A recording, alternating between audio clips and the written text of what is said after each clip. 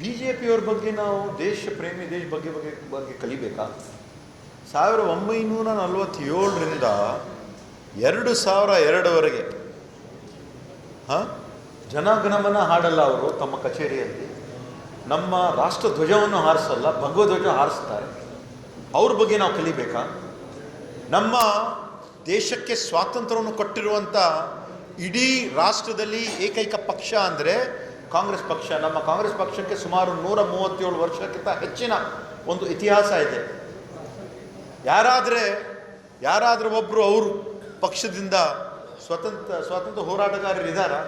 ಆಮೇಲೆ ಮಾಡಿದ್ವಿ. ಇವತ್ತು ಅವ್ರು ಹೇಳ್ತಾರೆ ಇದು 1937ರಲ್ಲೇ ನಾವು ಎರಡೇ ಒಂದು ಸಾಲುಗಳನ್ನು ಹಾಡಬೇಕು ಅಂತ ನಾವು ಹೇಳಿದ್ದೀವಿ. ಅದನ್ನು ಪೊಲಿಟಿಕಲ್ ಮಾಡ್ತಾ ಇದ್ದಾರೆ. ಯಾಕೆ ಮಾಡ್ತಾ ಇದ್ದಾರೆ ಅಂದರೆ ಅವ್ರಿಗೆ ಇಡೀ ದೇಶದಲ್ಲಿ ಇರ್ತಕ್ಕಂಥ ಒಂದು ನಿರುದ್ಯೋಗ ಸಮಸ್ಯೆ ಏನಿದೆ ಅಲ್ಲಿಂದ ಡೈವರ್ಟ್ ಮಾಡಬೇಕಂತ ಮಾಡ್ತಾ ಇದ್ದಾರೆ. ಒನ್ ನೇಷನ್ ಒನ್ ಎಲೆಕ್ಷನ್ ಮಾಡಬೇಕಂತ ಡೈವರ್ಟ್ ಮಾಡ್ತಾ ಇದ್ದಾರೆ. ಅವರು ಈ ಒಂದು ವುಮೆನ್ ಡಿಲಿಮಿಟೇಷನ್ ಮಾಡಬೇಕಂತ ಡೈವರ್ಟ್ ಮಾಡ್ತಾ ಇದ್ದಾರೆ. ಆದರೆ ಪರಿಸ್ಥಿತಿ ಏನಿದೆ ನಾವು ನೋಡ್ತಾ ಇದ್ದೀರಿ. ಮೊನ್ನೆ CJP ಒಂದು ಪ್ರೊಟೆಸ್ಟ್ ಆಯಿತು. ಇವತ್ತು ಛಾತ್ರೋಂ ಕಿ ಗೂಂಜ್ ಅಂತ ನಿನ್ನೆಯೂ ಕೂಡ ನಮ್ಮ ನಾಯಕರಾಗಿರುವಂಥ ರಾಹುಲ್ ಗಾಂಧಿಯವರು ಸಾವಿರಾರು ಲಕ್ಷಾಂತರ ಸಂಖ್ಯೆಯಲ್ಲಿ ಎಲ್ಲ ಯುವಕರು ಬರ್ತಾ ಇದ್ದಾರೆ. ಯುವಕರಿಗೆ ಬೇರೆ ಕೆಲಸನೇ ಸಿಗ್ತಾ ಇಲ್ಲ. ಅದರ ಬಗ್ಗೆ ಅವರು ಹೆಚ್ಚಿನ ಒಂದು ಕಾಳಜಿ ವಹಿಸಿ ಮಾಡಬೇಕಾಗಿತ್ತು.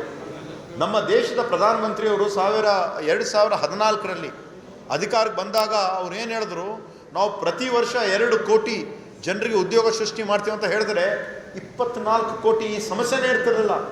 ಯಾವ ಒಂದು ಕಾಕ್ರೋಚ್ ಜನತಾ ಪಾರ್ಟಿ ಬರ್ತಿರಲಿಲ್ಲ, CJP ಬರ್ತಿರಲಿಲ್ಲ, KJP ಬರ್ತಿರಲಿಲ್ಲ, ಇನ್ನೊಂದು ಇದು ಬರ್ತಿರಲಿಲ್ಲ.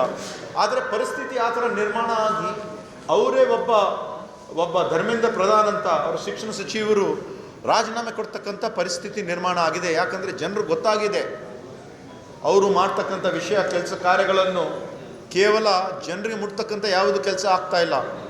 ಹಿಂದೆ 12 ವರ್ಷ ತಾವು ತೆಗೆದು ನೋಡಿದ್ರೆ unemployment is the biggest problem. It has reached the maximum in the last 12 years.